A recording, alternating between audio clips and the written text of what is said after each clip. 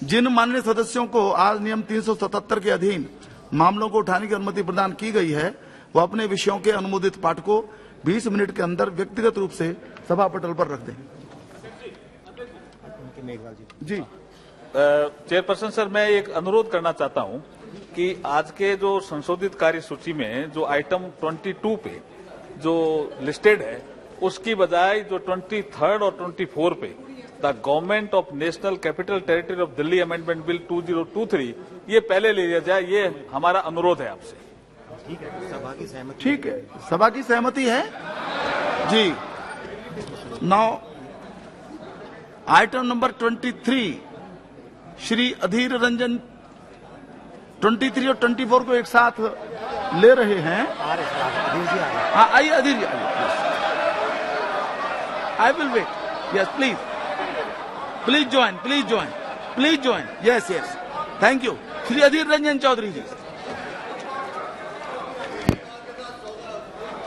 Sir, that this House disapproves the Government of National Capital Territory of Delhi Amendment Ordinance 2023 number 1 of 2023 promulgated by the President of on 19/5/2023.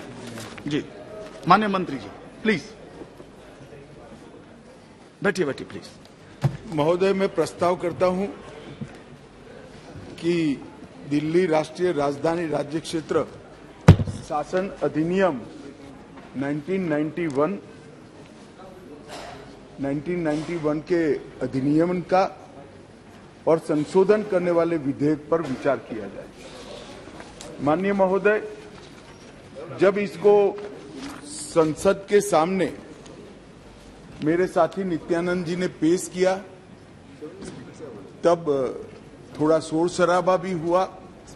कुछ मान्यवर सदस्यों ने मुद्दे उठाए थे कि ये विधेयक जो लेकर आए हैं वो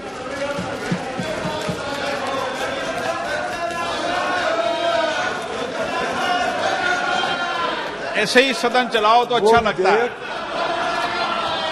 लाने का अधिकार नहीं है।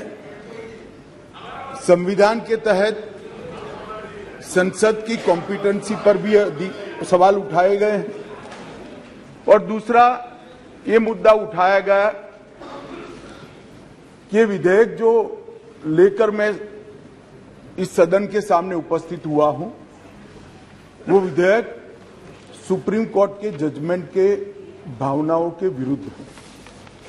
मान्यवर, सबसे पहले मैं यह दोनों चीजों का बहुत डिटेल जवाब देना चाहता हूं, क्योंकि उस वक्त जब मैं खड़ा हुआ विपक्ष का मूड सुनने का नहीं था। आज कुछ अच्छा भी मूड दिखता है। तो मान्यवर, जब तक कॉम्पिटेंसी का सवाल है,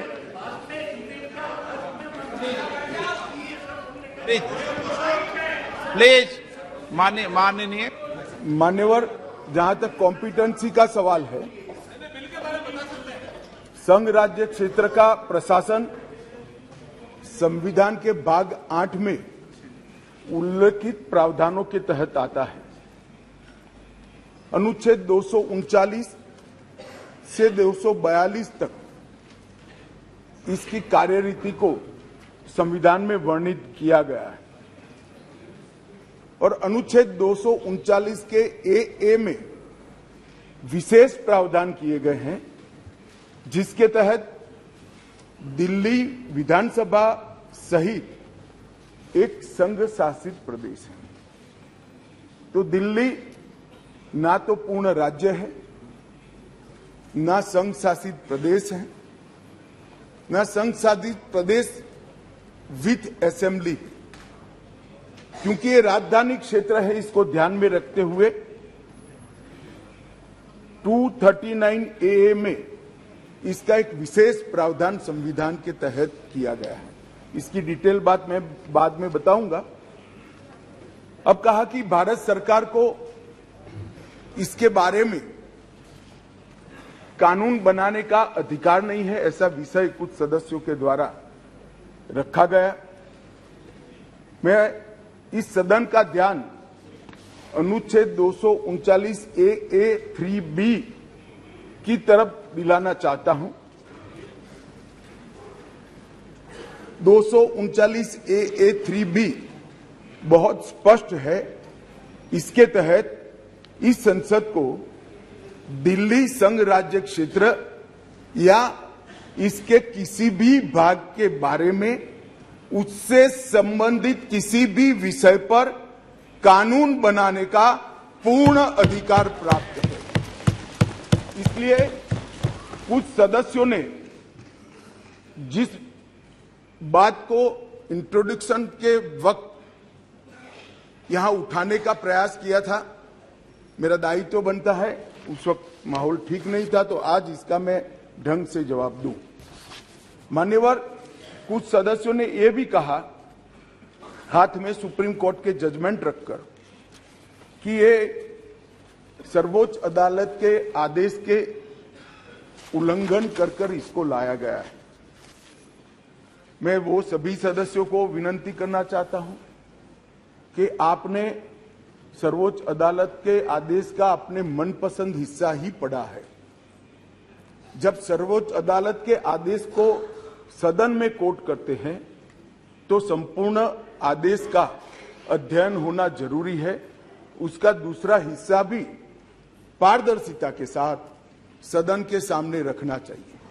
खैर, जिन्होंने नहीं रखा, मैं रख देता हूं। मान्यवर, मैं स्पष्टता करना चाहता हूं कि ये विधेयक जो है, इसमें सर्वोच्च अदालत के निर्णय को जो उन्होंने रिफर किया है, उसके पैरा 86, पैरा 95 और विशेष कर पैरा 164F की ओर मैं ध्यान आकर्षित करना चाहता हूं। उसमें स्पष्टता से कहा है कि संसद को 239 AA के तहत दिल्ली संघ राज्य क्षेत्र के किसी भी विषय पर कानून बनाने का अधिकार है। ये अदालत ने अपने जजमेंट के अंदर बहुत स्पष्ट कर दिया। मान्यवर, अब मैं थोड़ा विधेयक पर बात करना चाहूंगा। दिल्ली शासन, इसकी एक ऐतिहासिक पृष्ठभूमि है। मान्यवर, दिल्ली की स्थापना 1911 में अंग्रेजों के शासन के द्वारा महरौली और दिल्ली दो तहसीलों को पंजाब प्रांत से अलग कर बनाई गई। 1919 और 1935 में ब्रिटिश सरकार ने चीफ कमिश्नर प्रोविंस का नोटिफिकेशन किया और दिल्ली को चीफ कमिश्नर प्रोविंस के तहत रखा गया। आजादी के बाद पट्टाभी सीतारामैया समिति ने दिल्ली को राज्य स्तर का दर्जा देने की सिफारिश की थी। हालांकि जब सिफारिश संविधान सभा के समक्ष आई, मेरा विपक्ष के सदस्यों को विनम्रता से अनुरोध है कि इस बात को जरा गौर से सुनेगा। पट्टाभी सीतारामैया समिति की सिफारिश जब सदन के सामने आई, तब पंडित जवाहरलाल नेहरू जी, श्रीमान सरदार पटेल, राजा जी, राजेंद्र प्रसाद और डॉक्टर अंबेडकर जैसे नेताओं ने इसका विरोध किया कि ये उचित नहीं होगा कि दिल्ली को पूर्ण राज्य का दर्जा दिया जाए।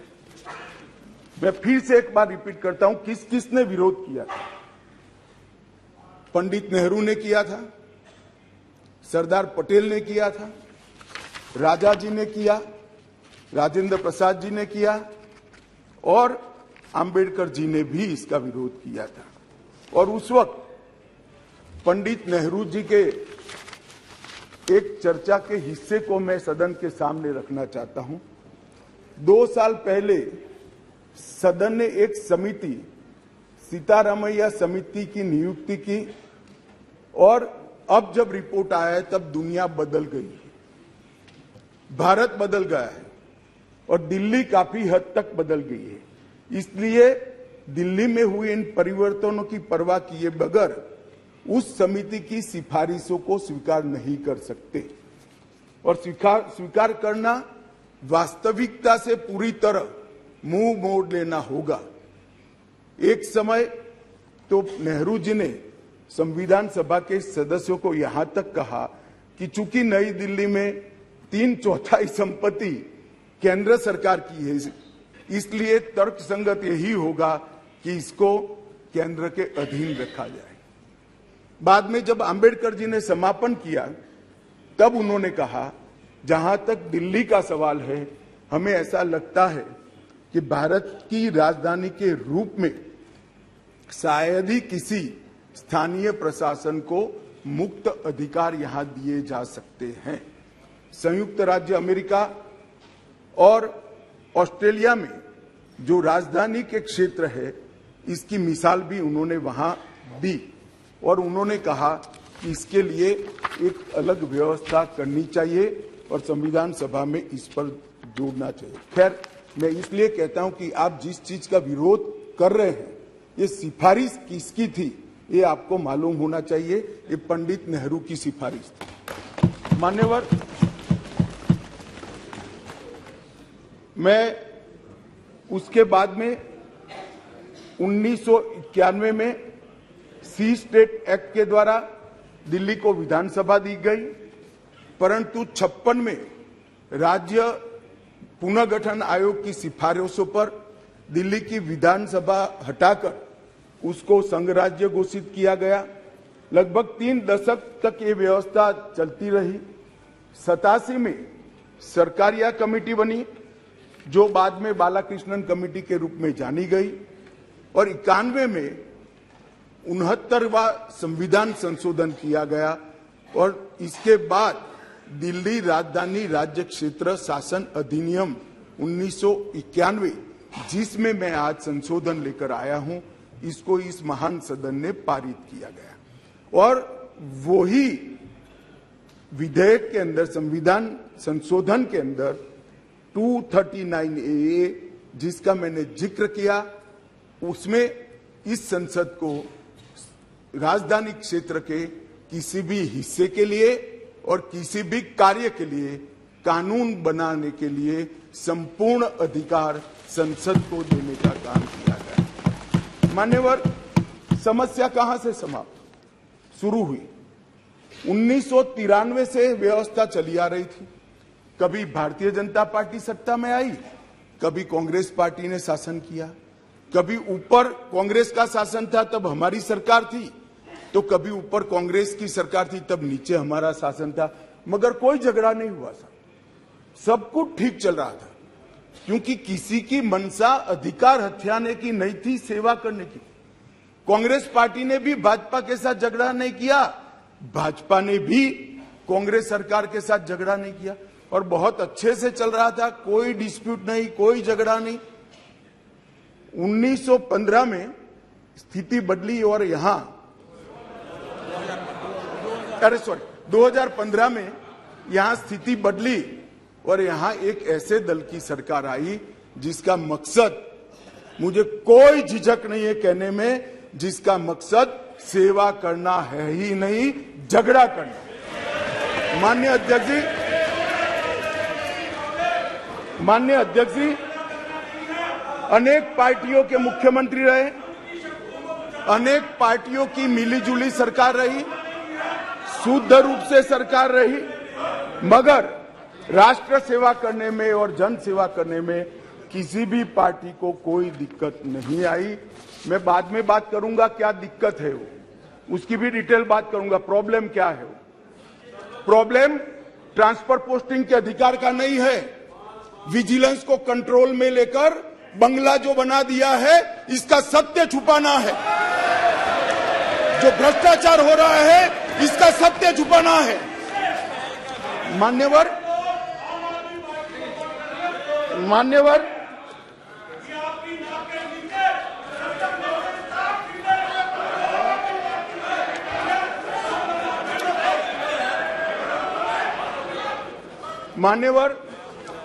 उसके बाद में 15 में अचानक ही दिल्ली राज्य सरकार ने एक विषय सर्कुलर निकाला, जिसमें उन्होंने ट्रांसफर पोस्टिंग के अधिकार अपने हाथ में लिए। केंद्र सरकार ने एक नोटिफिकेशन निकाला, उसको हाईकोर्ट में चैलेंज किया गया। हाईकोर्ट का फैसला केंद्र सरकार के पक्ष में आया, इसको सुप्रीम कोर्ट में चैलेंज कर दिया गया, उसमें खंडित जनादेश आया, फिर संविधान पीठ बनी। संविधान पीठ ने कुछ फैसले कर नीचे फिर से 2 जजों की बेंच को दिया, उसमें भी सहमति नहीं बन पाई, और फिर से संविधान पीठ बनी जिसने अभी अभी फैसला दिया। मान्यवर वो जो इंटरप्रिटेशन है, वो इंटरप्रिटेशन उन्होंने कानूनी और मॉरल दृष्टि से नहीं किया। उन्होंने इंटरप्रिटेशन कानून की स्थितियों का करते हुए ये कहा है कि फिर भी दिल्ली देश की संसद को और भारत सरकार को दिल्ली संघ राज्य क्षेत्र के लिए हर प्रकार का कानून बनाने का अधिकार है। वो अधिकार का उपयोग कर एक वटहुकम, एक नोटिफिकेशन निकाला गया, और वो नोटिफिकेशन इसलिए निकालना पड़ा कि संसद उस वक्त काम नहीं कर, मतलब संसद बैठी नहीं थी, बैठकें चल नहीं रही, तो नोटिफिकेशन निकला, और संसद सत्र के अनुपस्थिति में जो नोटिफिकेशन निकला, इसको मैं यहां लेकर आया हूं, जो आज सदन के चर्चा के लिए मैंने आप सबके सामने रखा है। मेरा सभी पक्ष के सदस्यों से विनती है कि चुनाव जीतने के लिए, किसी समर्थन हासिल करने के लिए, किसी पक्ष का विधेयक का समर्थन करना या विरोध करना, ऐसी राजनीति नहीं करनी चाहिए। नए गठबंधन बनाने के अनेक प्रकार होते हैं। नया गठबंधन बनाने के अनेक प्रकार होते हैं। विधेयक और कानून देश के भले के लिए लेकर आते हैं, इसका विरोध या इसका समर्थन भी देश के और दिल्ली के भले के लिए करना चाहिए। अगर हमारी राजनीति में थोड़ी स्वीकृति कम है तो सबको मिलाना है, दिल्ली का जो होना है वो हो, जितना भ्रष्टाचार होना है वो हो, मंत्री कुछ भी करे, मुख्यमंत्री करोड़ों के बंगले बनाए, मगर हम विपक्ष में रहते हुए समर्थन करेंगे क्योंकि हमें गठबंधन बनाना है। इस तरह से नहीं सोचना चाहिए। मेरी अपील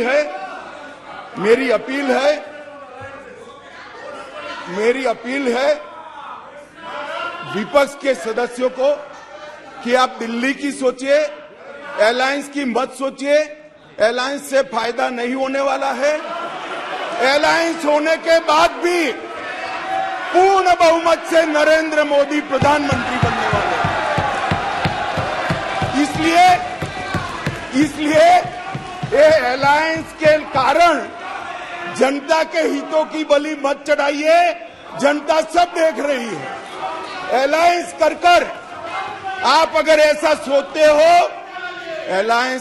आप अगर ऐसा सोचते हो कि जनता का विश्वास हासिल कर दिया जाएगा, जनता का विश्वास आपको मिला था, मगर जिस तरह से 10 साल यूपीए ने शासन चलाया, 12 लाख करोड़ के घपले घोटाले करे, इसलिए आज वहां बैठे। और मैं फिर से कहना चाहता हूं, दिल्ली सरकार के घपले घोटाले भ्रष्टाचार को प्रछिन्न रूप से अलायंस की गरज के कारण मदद कर रहे हो। पूरा देश देख रहा है और पूरा देश चुनाव में इसका हिसाब किताब करेगा। मान्यवर, मैंने ये सदन के सामने रखा है बिल को। मेरा सभी से निवेदन है कि अलायंस के मद्देनजर इस पर अपना अभिप्राय न करे। देश के और राजधानी क्षेत्र के भले के लिए न्यूट्रलिटी से बात करे। और वैसे भी मैं बता देता हूं, विशेषकर कांग्रेस पार्टी वालों को, कि ये बिल पारित होने के बाद वो अलायंस में आपके साथ आने वाले नहीं है। तो जो सच है वो करिए।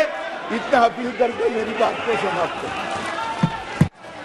प्लीज, माननीय सदस्य, आपको बोलने का मौका दिया जाएगा, लेकिन आप बार बार उठोगे तो मौका नहीं दिया जाएगा।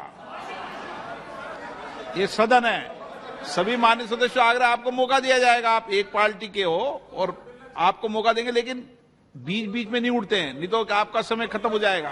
9, आप भी अपनी बात कहना। अधीर रंजन चौधरी जी।